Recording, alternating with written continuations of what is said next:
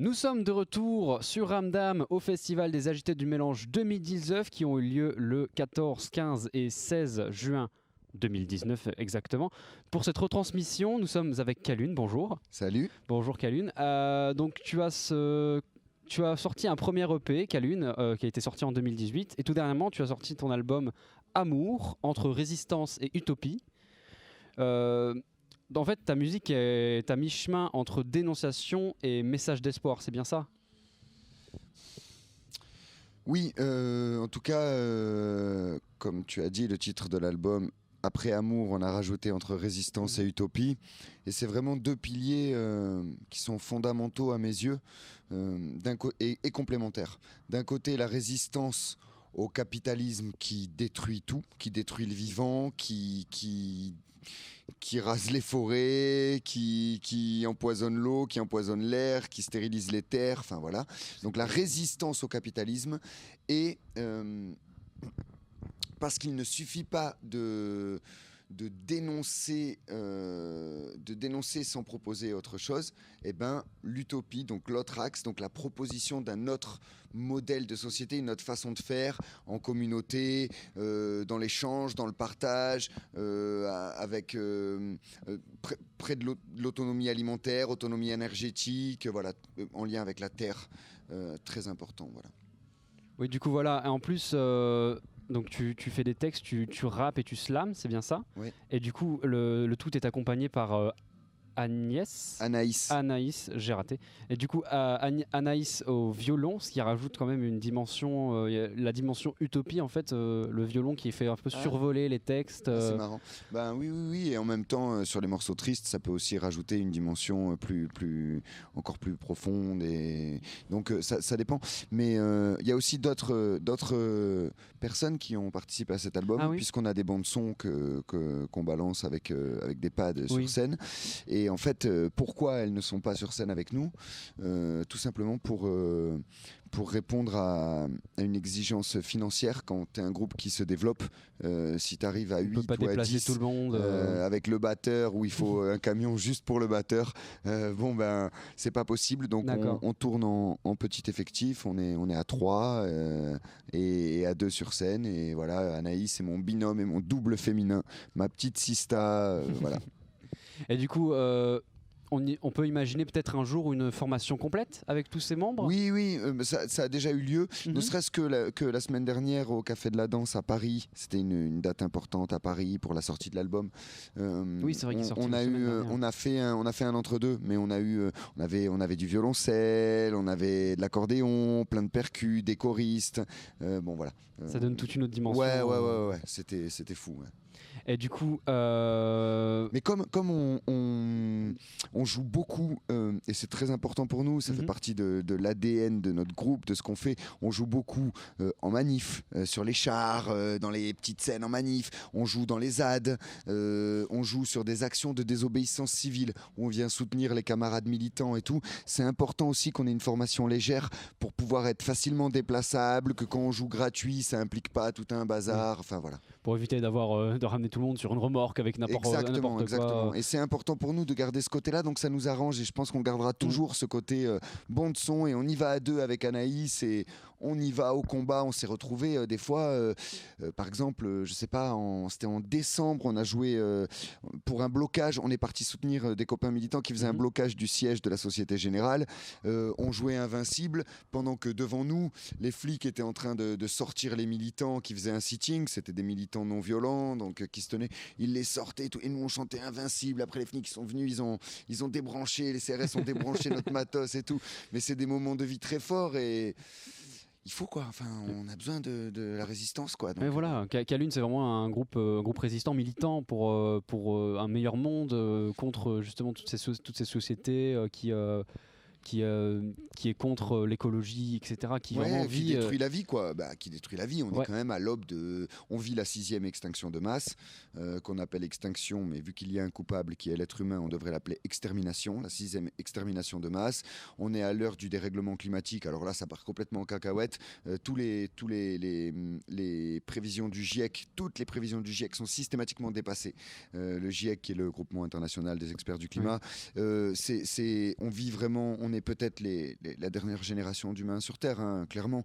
Et qu'à la limite, on détruise l'humanité, c'est une chose, ça nous concerne et ça nous regarde. Mais qu'on emporte avec nous tout le vivant, c'est quand même catastrophique. Et c'est en ça que le mot militant me gêne un petit peu, parce que, Oui. oui, parce que on donne un nom, et donc, en donnant un nom, on donne une case aux gens qui se battent pour essayer de défendre la vie. Et donc, la norme, celle à qui on ne donne pas de case et pas de nom, D'accord. c'est les je m'en foutistes, quoi. Et non. Et d'ailleurs, j'ai plein de copains militants qui sont complètement déprimés de ce qu'ils apprennent au quotidien, de l'état de la planète et tout. Et il faudrait qu'on leur conseille d'aller voir des psys pour se guérir. Mais non, non. L'empathie à l'extrême, ce qu'on appelle l'hypersensibilité, c'est juste une sensibilité normale face au monde qui se meurt. Et ceux qui devraient aller voir des psys sont les 99% qui n'en ont rien à foutre. C'est important de le rappeler. Mais voilà, pour toi, la normalité, c'est vraiment d'essayer de défendre la vie, défendre notre futur. Enfin, ouais. C'est ça. Mais c'est n'importe quel élève de CM1 comprendra que la croissance, ça ne tient pas sur une planète qui, elle, ne croit pas, et n'y croit plus d'ailleurs, sur une planète qui ne grandit pas, qui est finie. On peut pas se répandre. On est comme des rats dans un espace fermé, et puis à la fin ils se bouffent entre eux, et puis il n'y a plus rien et plus personne, quoi. Et attention, on arrive là. Ça devient quoi. de plus en plus compliqué, oui, c'est sûr. Ouais. Ça devient de plus en plus compliqué. La consommation n'a de cesse d'augmenter. Vraiment, il y a plus de plastique que de plancton dans les océans, quoi. Et bientôt plus de plastique que de poissons. C'est dramatique. On n'arrête pas de retrouver des baleines avec des 40-50 kilos de plastique dans l'estomac. Il n'y a plus d'oiseaux. Il n'y a plus d'oiseaux, il n'y a plus d'insectes sur nos pare-brises. Les chiffres officiels, hein, les chiffres de l'ONU et tout, c'est quand même que l'Europe a perdu les 4/5 de ses insectes en 30 ans. Et quoi ? Et donc, on ne fait pas un changement radical. Non, on continue. iPhone, Secret Story, Cyril Hanouna. Allez, mon gars, on y va. Non, ça me paraît tellement évident que c'est pas normal. C'est l'évolution suraccélérée de notre société qui fait vraiment, qui dévaste tout autour de nous. Et puis nous, on est là, cool, j'ai mon iPhone, marche bien quand même. Oui, et on fait petit à petit, on fait de nous des robots quand même, hein, aussi, hein, tu vois, vraiment, dans notre façon de penser. Et puis bientôt, clairement, par les puces RFID, déjà dans le nord de l'Europe, ils font la queue en se disant que c'est cool, c'est à la mode et tout, et qu'il faut s'en faire implanter, quoi. Et voilà, c'est la carte bleue implantée, non, quoi, non. Et voilà, donc Calune, ton groupe du coup, c'est ça, hein, c'est le groupe, c'est un peu l'artiste. C'est mon nom de scène, c'est un projet que j'ai commencé solo, donc on est resté sur mon nom, mais aujourd'hui ça représente un groupe. Ouais, du coup, tu défends beaucoup ça, tu défends beaucoup la vie, beaucoup l'amour. L'amour avec un A de anarchie pour faire changer les mœurs, faire changer le comportement des gens. Ouais. Anarchie qui, je le précise, même étymologiquement, c'est le an, c'est l'inverse de l'ordre hiérarchique. Et donc c'est pas du tout l'anarchie au sens où les gens l'entendent quand ils ont leur fils qui a mal rangé la chambre et qui disent c'est l'anarchie dans ta chambre. C'est pas du tout ça l'anarchie. L'anarchie, c'est le contraire de la hiérarchie. Donc c'est l'horizontalité, c'est la prise de décision commune. Personne n'est plus grand qu'un autre. L'abeille n'est pas plus petite ni plus grande que moi. Je vis avec elle. Pareil pour la fleur. Pareil.